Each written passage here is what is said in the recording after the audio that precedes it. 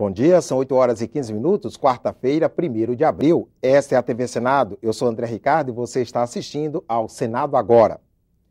Em tempos de crise no abastecimento de água em algumas regiões do país, um projeto em análise na Comissão de Desenvolvimento Regional e Turismo pretende incentivar a economia de água. A repórter Mariana Abreu está ao vivo com a gente e tem mais informações sobre a reunião da comissão, marcada para daqui a pouco às 9 da manhã. Bom dia, Mariana. Bom dia, André. Racionalizar o uso de água nos prédios da Administração Pública Federal. É o que determina um projeto que está na pauta desta quarta-feira da Comissão de Desenvolvimento Regional e Turismo. Para isso, sugere-se, por exemplo, a adoção de torneiras, descargas e chuveiros acionados manualmente e com fechamento automático ou com sensor de proximidade. A ideia é evitar o desperdício de água. Sendo assim, os novos prédios que vierem a ser construídos precisam já obedecer essas medidas de economia. Com relação àqueles edifícios prontos, eles vão ter 1 ano para se adaptar às novas regras. Os responsáveis pelas edificações que não cumprirem com as providências podem responder por crime contra a administração ambiental, cuja pena é de 3 anos de detenção, além de multa. Também na pauta, um projeto de lei que quer dar mais segurança jurídica aos albergues, que movimentam por ano mais de 35 milhões de reais. Os senadores ainda podem votar 3 requerimentos para a realização de audiências públicas. Um deles quer discutir a importância da economia criativa para o desenvolvimento regional e a implantação de políticas públicas que fortaleçam o setor. André? Obrigado, Mariana. Chocolates podem passar a ter uma concentração maior de cacau. Um projeto nesse sentido está na pauta desta manhã da Comissão de Assuntos Econômicos. Atualmente, os chocolates brasileiros precisam ter pelo menos 25% de cacau na composição, segundo determinação da Agência de Vigilância Sanitária, a Anvisa. Mas um projeto de lei em discussão no Senado quer aumentar esse percentual e igualar o chocolate brasileiro aos produtos comercializados na Europa e nos Estados Unidos. A proposta estabelece que para ter a denominação chocolate no rótulo, o produto deverá conter pelo menos 35% de cacau e a porcentagem também deverá estar expressa na embalagem. O produto que tiver uma concentração inferior de cacau não será considerado chocolate. Ninguém impede a sua fabricação, mas estará dizendo: este produto não é chocolate. O consumidor vai ter a possibilidade de saber o que produto ele está comprando. Quando o produto tem pouco cacau, geralmente ele tem muito açúcar, muita gordura e muito leite. E a gente tem hoje 50% da população está acima do peso no Brasil. Isso muito em função da má qualidade dos produtos que são consumidos no dia a dia. O chocolate é um deles. A proposta pretende também alavancar a produção de cacau no Brasil. Segundo especialistas, há um desequilíbrio entre a demanda e a oferta do produto. E estados tradicionais no cultivo, como os do norte do país, além da Bahia e do Espírito Santo, poderão se beneficiar com a medida. Esses polos podem se aproveitar muito, digamos, de inovações tecnológicas, científicas, para que a oferta também cresça de maneira sustentável no longo prazo, acompanhando o aumento natural da demanda que já tem sido constatado nos últimos anos. Você vai ao encontro de uma política de resgate da lavoura do cacau, de incentivo à indústria do chocolate, claro, de uma forma de você remunerar desde o produtor até o assalariado e, claro, contribuindo com a sociedade, entregando um produto com nutrientes muito mais saudáveis. A Comissão de Constituição e Justiça tem na pauta de hoje 7 itens e está prevista para logo mais às 10 horas da manhã. Quem traz informações ao vivo sobre a pauta da reunião é o repórter Antônio Machado. Bom dia, Antônio.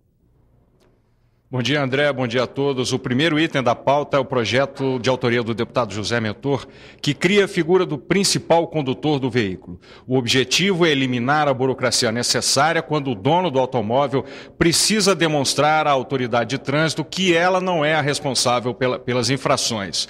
Com isso, o principal condutor seria automaticamente considerado o responsável por qualquer multa que venha a ser atribuída ao veículo. Ainda na área de trânsito, a CCJ pode votar o projeto que prevê a iluminação de todas as faixas de pedestres do país. A CCJ pode votar também o projeto que estabelece um limite na cobrança pela taxa por alteração do voo. A taxa seria de 5% no caso do pedido ser feito com pelo menos 5 dias de antecedência e 10% nos demais casos. Voltamos aos estúdios. Obrigado, Antônio.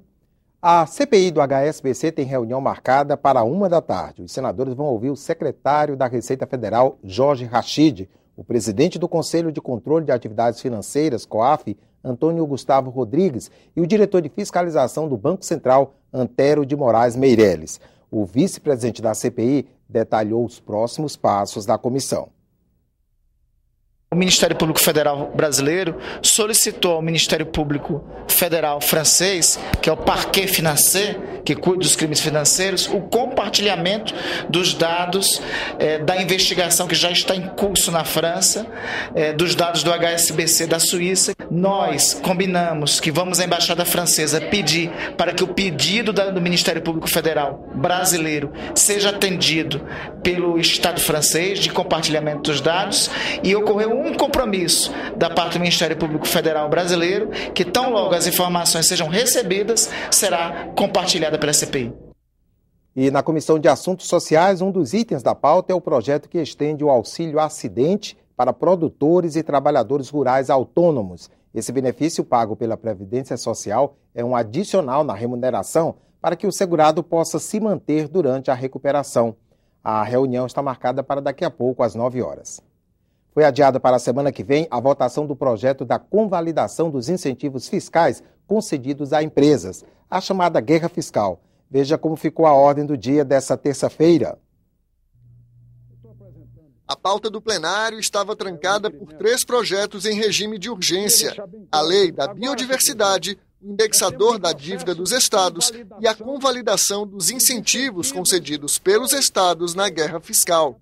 O líder do PMDB apresentou um requerimento para inverter a ordem de votação. Essa convalidação é essencial, necessária e obrigatória para que não haja fuga das empresas que ali se instalaram num processo de conhecimento e de desejo que a questão jurídica, a segurança jurídica, seja a elas assegurada. Pela lei, os incentivos fiscais devem ser aprovados pelos secretários de Fazenda de todos os estados do país. O projeto sugere que, no caso dos benefícios já concedidos às empresas, a convalidação seja decidida não por unanimidade, mas por 2/3 dos membros do CONFAS. As regiões mais industrializadas são contra a proposta. Se fosse apenas convalidação, ponto, tudo bem. O problema é que o projeto traz inovações, inclusive inovações que permitem a eternização da guerra fiscal. Existem pelo menos 2 disposições nesse projeto que vão dar uma turbinada na guerra fiscal, que vai inviabilizar qualquer veleidade de reforma do ICMS no nosso país. Depois de quase 2 horas de debate, o plenário aprovou a inversão de pauta, mas o projeto da convalidação não chegou a ser votado. Como essa matéria é uma matéria importante, é preciso dar um tempo para que seja construída uma solução e equilibre definitivamente os interesses dos estados brasileiros. Antes do plenário, a Comissão de Assuntos Econômicos ouviu por 7 horas seguidas o ministro da Fazenda, Joaquim Levy. O ministro sugeriu que a mudança do indexador da dívida só entre em vigor em 2016 e defendeu a aprovação rápida das medidas de ajuste fiscal. Entre as prioridades estão as medidas provisórias que endurecem o acesso a benefícios trabalhistas e previdenciários e o projeto de lei que revisa as alíquotas de desoneração da folha de pagamento. Joaquim Levy afirmou que o governo também está fazendo sua parte. Por exemplo, reduziu em 30% as despesas não obrigatórias. O objetivo é frear o crescimento da dívida pública, equilibrar as contas e evitar que a nota de investimento do país seja rebaixada. O custo de perdermos o grau de investimento será altíssimo para o governo, que aumenta o custo da sua dívida, será altíssimo para as empresas, que terão mais dificuldades financeiras, será altíssimo para o trabalhador, que obviamente vai viver num país com mais dificuldade, eventualmente até turbulência. Sobre o novo indexador da dívida de estados e municípios com a União, o ministro pediu que a regulamentação fique para o ano que vem. O governo se propôs a firmar acordo com os municípios que cobram a mudança imediata, como o Rio de Janeiro. Vamos botar para dentro do texto a proposta que o ministro fez ao Rio de Janeiro, do acordo judicial, e aprovamos isso. Da parte da União, há um compromisso irrevogável de se completar essa regulamentação até o 1º de fevereiro de 2016. Por quê? Porque neste momento nós teremos certeza do sucesso do ajuste fiscal. Já a convalidação dos incentivos fiscais concedidos irregularmente pelos estados para atrair investimentos precisa ser mais debatida. O tema está pronto para votação no plenário do Senado. Dado que há novos governos, que há novos secretários, há novos governadores, como tem apontado o senador Delcídio, que se dê tempo para se discutir e para que seja reforçada alguns dos entendimentos que foram feitos. Que Vossa Excelência deixa muito claro que nós não estamos vivendo uma crise financeira ou econômica. Nós estamos numa situação de economia mais fragilizada que exige um ajuste em razão de mudanças de conjuntura que nós tivemos não só no plano interno, mas principalmente no plano externo. A longa audiência com o ministro da Fazenda repercutiu na reunião com os líderes partidários para decidir o que seria votado pelo plenário nesta terça-feira. A repórter Karine Beluso acompanhou.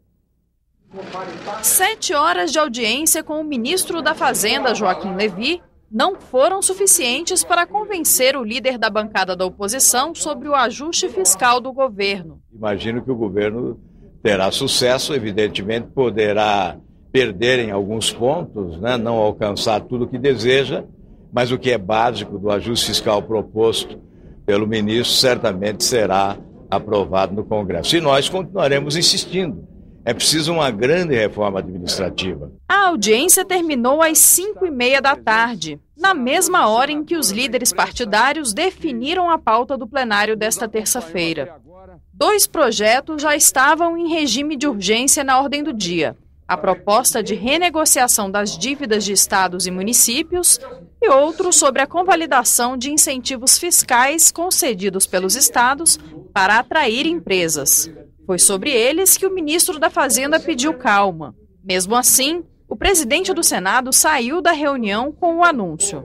Quando entra na pauta por urgência urgentíssima, o procedimento não depende do presidente.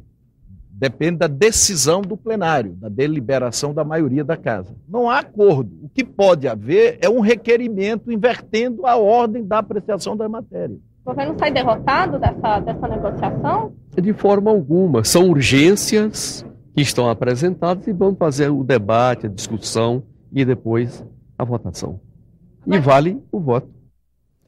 Virá para análise do Senado o projeto aprovado pela Câmara dos Deputados que aumenta a pena pelo uso de explosivos no furto qualificado.